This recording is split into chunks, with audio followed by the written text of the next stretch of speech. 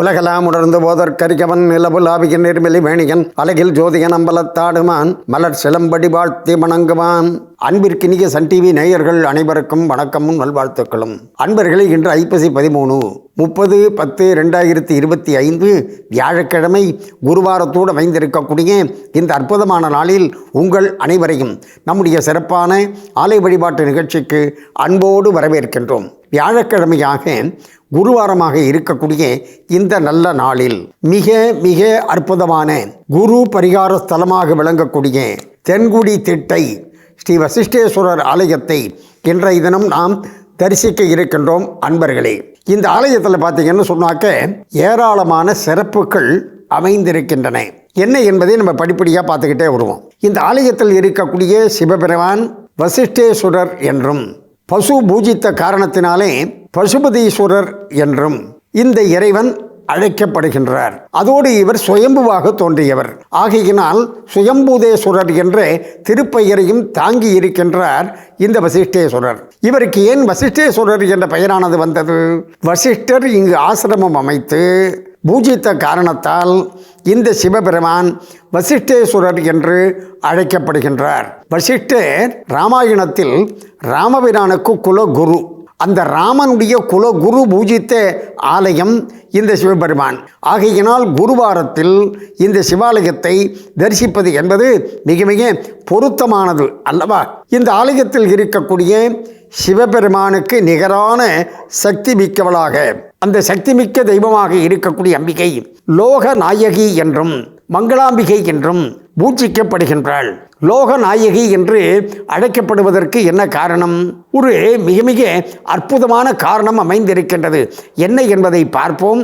இப்பொழுது நாம் தென்குடி திட்டை வசிஷ்டேஸ்வரர் ஆலயத்தை தரிசிப்போம். வாருங்கள். வியாழக்கிழமை குருவாரமாக அமைந்திருக்கக்கூடிய இந்த நல்ல நாளில் குரு பரிகார ஸ்தலமாக விளங்கக்கூடிய தென்குடி திட்டை, அந்த திருத்தலத்தை இன்றைக்கு நாம் தரிசித்துக் கொண்டு இருக்கின்றோம். தஞ்சாவூரில் இருந்து ஏறத்தாழ ஒரு 10 கிலோமீட்டர் தூரத்தில் அமைந்திருக்கின்றது இந்த திட்டை திருத்தலம்.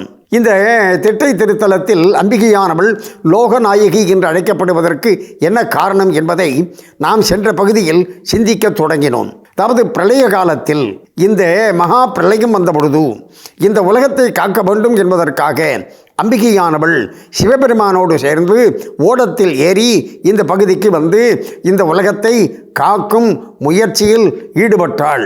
ஆகையினால் லோக நாயகி என்று அம்பிகையானவள், அதாவது உலக நாயகி என்று அம்பிகையானவள் அழைக்கப்படுகின்றாள்.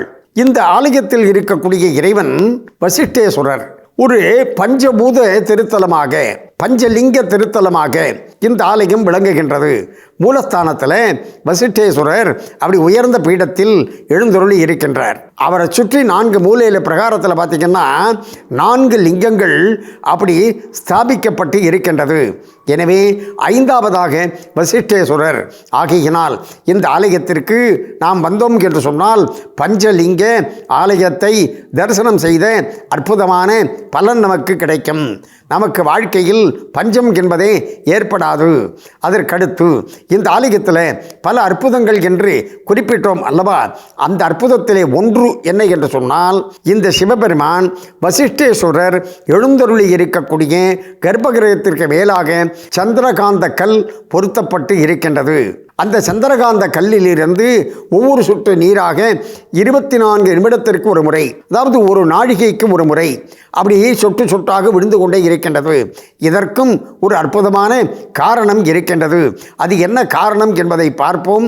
இப்பொழுது நாம் தென்குடி திட்டை குருஸ்தலத்தை தொடர்ந்து தரிசிப்போம். வாருங்கள். குருவாரமாக அமைந்திருக்கக்கூடிய இந்த நல்ல நாளில் குரு பரிகார ஸ்தலமாக விளங்கக்கூடிய தென்குடி திட்டை குருஸ்தலத்தை தரிசித்து கொண்டு இருக்கின்றோம். இந்த ஆலயத்தில் குரு பகவான் பார்த்தீங்கன்னு சொன்னாக்க சுவாமி சன்னதிக்கும் அம்பாள் சன்னதிக்கும் இடையில் அப்படி தெற்கு நோக்கி நின்ற திருக்கோலத்தில் ராஜ குருவாக நமக்கு அருள்பாலித்து வருகின்றார். அதாவது குரு பரிகார ஸ்தலங்கள் என்று நம்ம எடுத்துக்கிட்டோம்னு சொன்னாக்க ஆலங்குடி ஆபத் சகாயேஸ்வரர் கோவில். அதற்கு அடுத்ததாக திருச்செந்தூர் முருகப்பெருமானுடைய ஆலயத்தில் இருக்கக்கூடிய அங்கு மேதா தட்சிணாமூர்த்தியாக குரு இருக்கின்ற காரணத்தால், அதோடு தேவகுரு பிரகஸ்பதி பிரதிஷ்டை செய்த முருகன் என்ற காரணத்தால் அது ஒரு குரு பரிகார ஸ்தலம். அதற்கு அடுத்ததாக இன்றைக்கு நாம் தரிசித்து கொண்டு இருக்கக்கூடிய தென்குடி திட்டை குருஸ்தலம். இந்த தென்குடி திட்டை குருஸ்தலத்தில் குரு பகவான் அம்பாள் சன்னதிக்கும் சுவாமி சன்னதிக்கு இடையில் அப்படி நின்ற திருக்கோலத்தில் காட்சி தருகின்றார் என்று.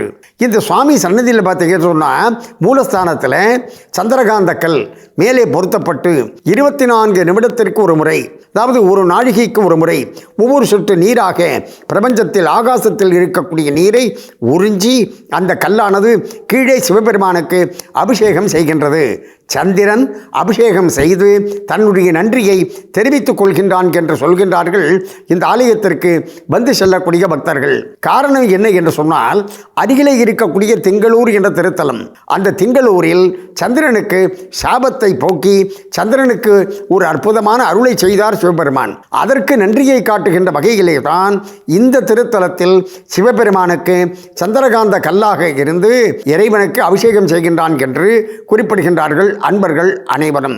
இந்த ஆலயத்தில் இருக்கக்கூடிய அம்பாள் மங்களாம்பிகை என்று அழைக்கப்படுகின்றாள். அந்த மங்களாம்பிகை சன்னதியிலே லோகநாயகி அந்த அம்பாள் சன்னதிக்கு எழுத்தாப்பல பார்த்தீங்கன்னா 12 ராசி கட்டங்கள் போடப்பட்டு இருக்கின்றது. அவரவர்கள் அந்த ராசி கட்டத்திற்கு கீழே இருந்து அம்பாளை வணங்கினார்கள் என்று சொன்னால் அவர்களுக்கு எல்லா விதமான கிரக தோஷங்களும் நீங்கிவிடுகின்றன என்று குரு பரிகார ஸ்தலமாக இருக்கக்கூடிய தென்குடி திட்டை குருத்தலத்தில் அருள்பாலித்து வரக்கூடிய ஸ்ரீ லோகநாயகி அம்பாள் மங்களாம்பிகை சமேத வசிஷ்டேஸ்வரருடைய அருளாலும் ராஜகுருவினுடைய அருளாலும் நம்முடைய நேயர்கள் அனைவரும் எல்லா நலமும் பெற்று பல்லாண்டு பல்லாண்டு வாழ வேண்டும் என்று பிரார்த்தனை செய்து கொண்டு இந்த அளவில் நிறைவு செய்து கொள்வது நாகை முகுந்தன். நன்றி, வணக்கம், வாழிய நலம்.